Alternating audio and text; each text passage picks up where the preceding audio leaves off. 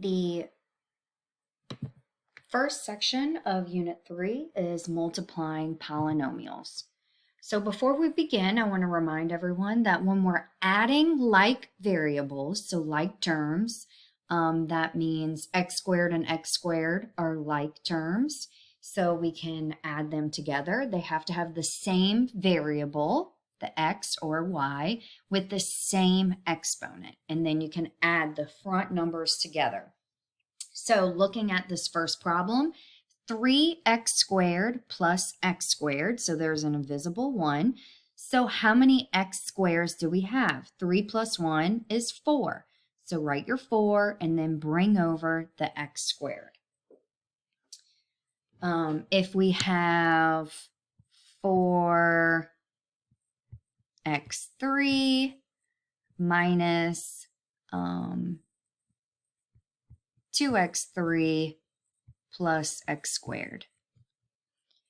So which ones are like terms with the same variable and the same exponent? So when you have like terms, you can add or subtract the front numbers. So 4 minus 2 is 2, and then bring down that x cubed.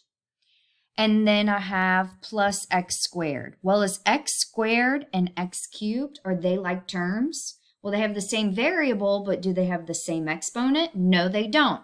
So we cannot go any further. We cannot combine these because they are not like terms. Now, when we're looking at multiplying like variables and you add the exponents. So this is multiplication. That the first example is addition. So the second one is multiplication. So we have x squared times x cubed. Because they are like variables, so they both have x, we can add the x's together. So 2 plus 3 equals x5. So when it's multiply, you add the exponents. When you're multiplying, you add the exponents. All right. Looking at the first example, the problem on our notes, with parentheses and a number outside is distributive properties. So distributive means multiplying.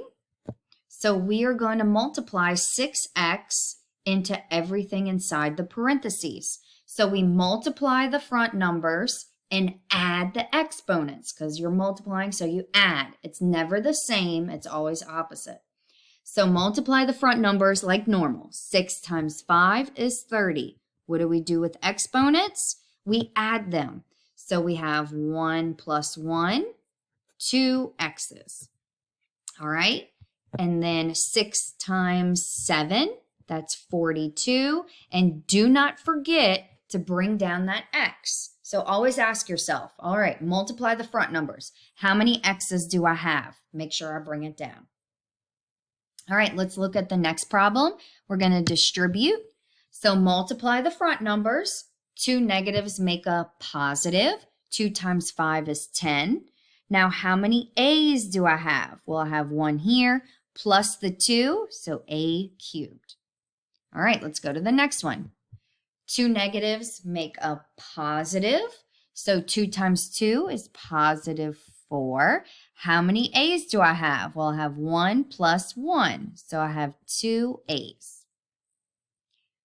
All right, multiply. Negative 2 times 5 is negative 10. How many a's? I have 1 a, so do not forget to bring that down.